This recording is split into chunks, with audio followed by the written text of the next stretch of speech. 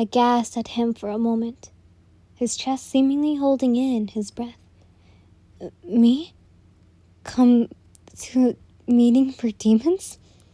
Akaza's eyes flashed, and I tilted my head at his response, but as though he wasn't surprised by this, but more like he was disappointed, worried even. Yes. I shifted back a few inches on the grass, my legs still entangling with his. Even with his news, however, we still hung together. When? I inquired. A demon meeting, and I was to come along. The demon in front of me directed his gaze away from my own, demanding one. He brought me closer towards him, pressing our chests together as he spoke, almost as if on instinct. His eyes finally met my own once more, the sight of them so close making my skin erupt in goosebumps. 3 days from now, he said quietly, lips parting slightly when his golden eyes scanned each part of me. My brows raised despite my now returned breathless state. I began to find it a bit difficult to concentrate on the conversation, the wanting for him returning with each moment. I swallowed, forcing myself to look away. You don't sound very happy by this, I mumbled. Akaza hummed, his arms wrapping around my waist. I was half on top of him now, but with each move he did to bring me closer towards him, the more scared I became. But also, the more desire took over me. My breath hitched before he spoke again. I'm not happy with it. Why? Because. He leaned in again, forcing me to freeze as he hovered his breath over my own, the soft sounds of us unwavering breathing causing every other thought to fly from my mind in that moment. I don't want to bring you to such a place, he whispered, his gaze upon my mouth, his tongue circling around his own lips slightly. The sight of him like that set a red-hot line of fire throughout my entire body. Fluttering my eyes closed, I savored it. The feeling of him underneath me, his powerful arms wrapped around me in such a protective way. Damn you, Yin. How much more girlish can you be? A strong man who protects and saves.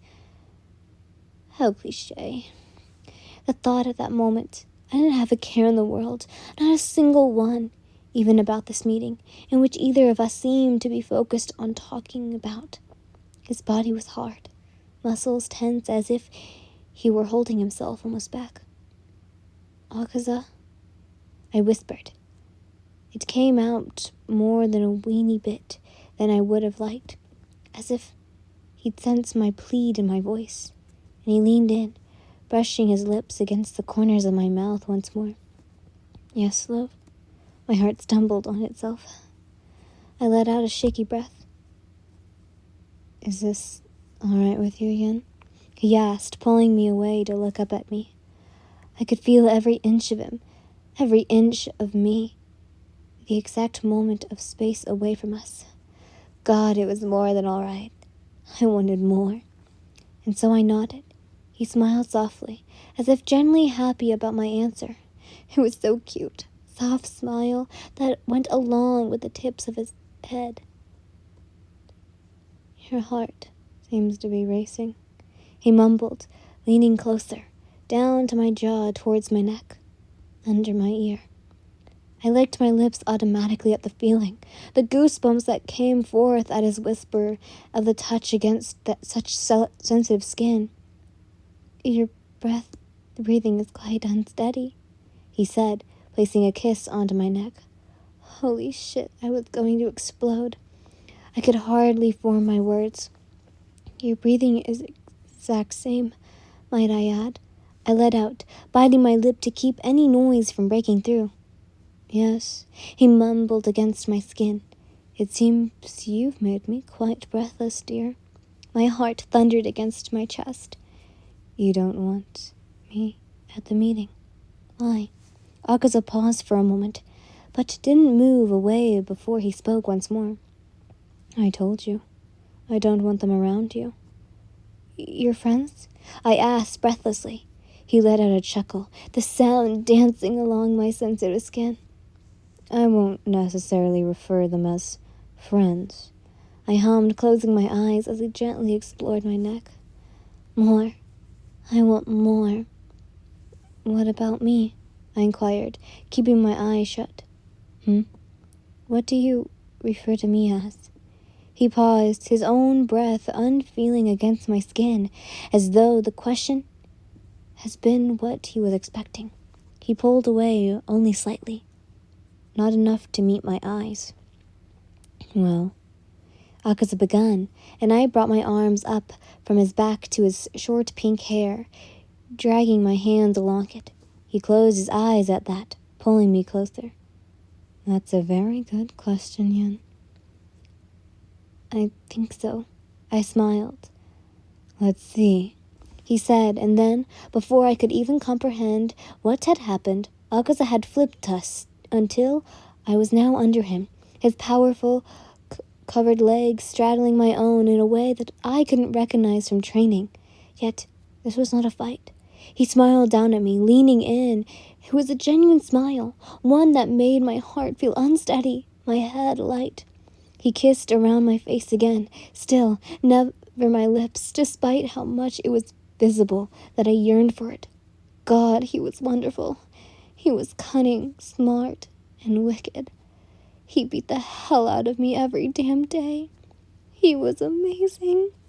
My own thoughts broke through the barrier I kept up, the one preventing me from ever coming into contact with such thoughts. The feelings I've grown for this demon. I told myself it was wrong, over and over again. But having him here, in the forest and under the sky beneath the stars, I felt such a strong sense of desire that in that moment, nothing else could have taken me away from it. Nothing else could have pulled me from this. Right here and now, I wanted more. I won't necessarily call my friends beautiful, he said, knowing that he was doing it to me. But even so, the confidence he was trying to build up was becoming lost in my own desire. Once I could sense, with each flicker of his eyes, each shake in his breath, he hovered over me as I shifted under him, causing his eyes to widen at what nerve I was most likely hitting.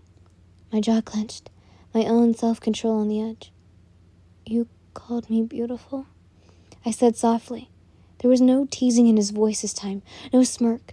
He stared down at me with a raging set of emotions that told me this was no joke to him. Good. It wasn't to me either.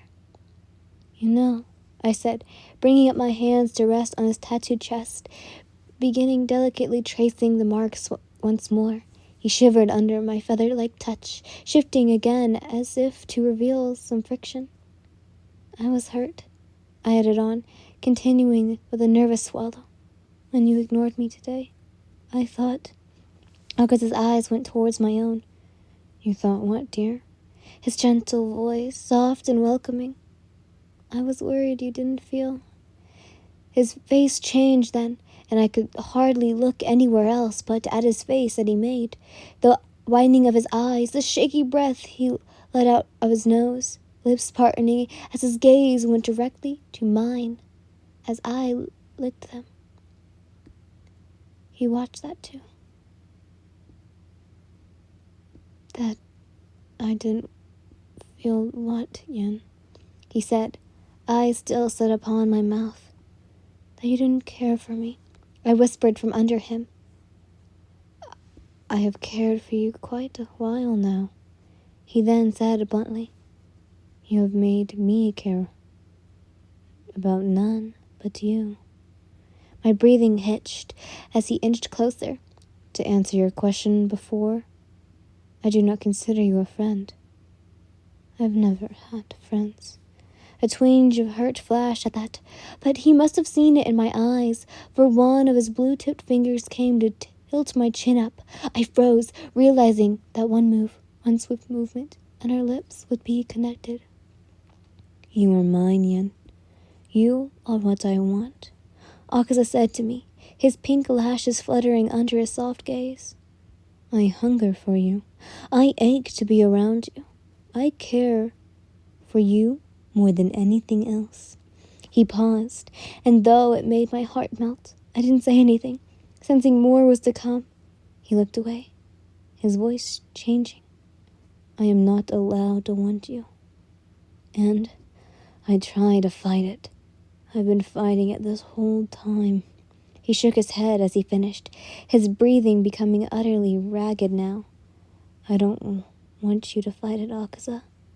The demon's gaze snapped back towards me at the sound of his name on my tongue. His gaze was set back on my lips. I could see it. The debate, the utter frustration. It was true, what he said.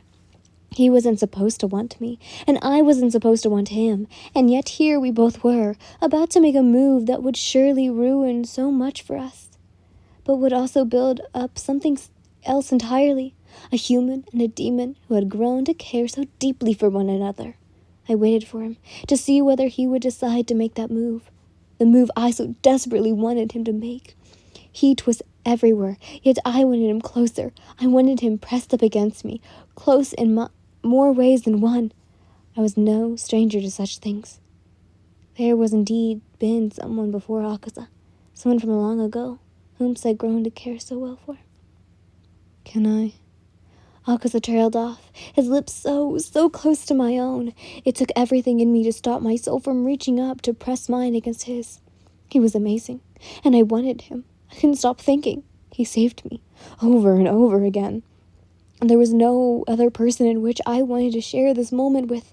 Demon or not, he had feelings. Anyone who has said demons were not capable of love and care, oh, how wrong they were. It hadn't taken me long to realize that, because if emotions such as rage, anger, and fear existed, it means that they are capable of any other emotions as well. As I looked up at him, his stance above me, waiting patiently for my answer, I knew he would get off the second I said no, but I already knew my answer. I'd known for quite some time. Yes, I breathed, because I want you too, Akaza. A smile grazed his lips, genuine and pure, as if that sentence had brought him the most joy in a while. For he then moved, brushing his pale lips against my own aching ones. Heat conjured through me at the feeling, the softness, the lingering touches as he settles onto my own. The desire began to roar within me, and I moved my lips before he could, kissing him back. Though it was difficult to do so, I kissed him gently, sweetly, to show him that I truly did care. I cared about him as well as he did me. I always had. And I wanted him to know that. I wanted to prove that though the movement I was making over his lips, it only took a second for his mouth to echo the same thing. Our gentleness so surprisingly for how much we were now holding back. But it was as if he had received my message. He copied my softness, exploring every inch of my lips as if it tasted the flavor. Simultaneously, the kiss began to grow deeper, harder, more passionate. That was when his tongue brushed up against my lips, as if asking for permission, and without even a second, my mouth opened fully, and I moaned at the warmth, the feeling of his tongue moving against my own. It was ecstasy, this feeling. I couldn't get enough. It was as if I had been drowning, suddenly gasping for air and gulping down every particular that would smooth this need. Akaza etched it, and now, I knew he felt the same. His hands began to shake, but he brought them up to my face, cupping my cheeks so gently I almost wanted to cry. It was such a genuine touch, and I could feel how much he wanted me from that alone. He pulled away from me for a second, his brows scrunched together in what I could assume was desperation. I nodded to him, reflecting my own want in my eyes. He moved again, bringing his mouth towards my own, my satisfaction and desire only building in complete parallel. This, he mumbled against my mouth. This was what I had been hungering for. It was more like a realization for him than me to know. I smiled against his lips, breathing him in. Then show me, Akaza. He paused. Show me how much you hunger for me, how much you want me. I said breathlessly. Show me. Akaza stared at me, eyes fluttering with pleasure. And Every part of me was throbbing at the way he said my name, and I had to bite my own lip from making any noise at the plead of his voice. He kissed again, harder, more passionately. "You are wonderful," he said in between movements. He then tore his lips away from my own, moving back towards my jaw, down along my neck and under the sensitive part of my ear. I let out a shaky breath. "You are so strong. You surprise me every single day with your strength and brilliance. So brilliant." I let out a whimper as he grazed his canines against the soft part between my shoulder and neck, his tongue rolling against the space right after. I was going to explode. More. I needed more. The heat in my chest, my head, and between my thighs, it only grew into an ache that I now knew I needed release from. Akaza only built up that feeling with every word, every lick, every kiss of my skin, as if he was cherishing it, savoring not only the taste, but the feeling. He groaned, shifting his lower portion on top of me, escating a gasp from me, a gasp that he captured with his mouth. "You taste even better than I expected, love." I mumbled, something incarnate to both of us, and probably wasn't even in the common tongue at this point. He laughed, a solid, bright laugh that sparkled something inside my chest. He pulled away, kissing me again once more before moving his face. He peered down at me, a gentle smile set upon his lips, one that matched the laugh he gave, a velvety, rolling laugh that sounded like pure bliss to me. I wanted to hear it again. I grinned at him. "Why are you looking at me like that, It was distraction of the question, a way to keep my mind off the feeling inside me, the heat and blood pumping through my veins, and ecstasy, every response possible from my body. In all honesty, I wanted him to keep going, to go even further. But Akaza only stared down at me, the soft smile changing the tone almost immediately. It made me pause. "I like being close to you." He shook his head, his swollen lips still tugging upwards. "If we continue..." I put my hands on his chest, looking up at him and giving him my answer. I suppose it was an odd time to deliver that, but he smirked, leaning over to kiss the top of my forehead. "But now," he mumbled against my skin. I frowned, pouting a bit whilst trying to calm my raging hormones that would certainly not cease any time soon. He moved down, kissing my lips softly once before pulling away to speak again. That smile, it was just addicting to look at. It wasn't malicious or playful or joyful. It was happy, a smile of content. "I want to do this properly." My gaze snapped up at his words, matching his eyes. "This is new for me." He spoke quietly, observing me from under him. His powerful arms were fisting into the ground, holding himself above me as he scanned my body. It was as though he was shocked, almost, that this was even possible. To be honest, I didn't blame him. It was such a shock to me. "A human woman," Akaza mumbled before himself, closing his eyes. So it was then he reached up my hand, gently touching his cheek, rubbing my thumb under his eye. He leaned into the touch. "Akaza," I started, hardly knew what to say. "Either way, I want you to know that I still appreciate everything you've done for me, for keeping me sane and strong for all this time." He stayed where he was, listening intently. "Demon or not, you are more human than anyone else I've met." His eyes flew open at that. "I've never seen you as a monster," I said, crinkling my eyes in a soft amusement. He stared at me, unbreathing.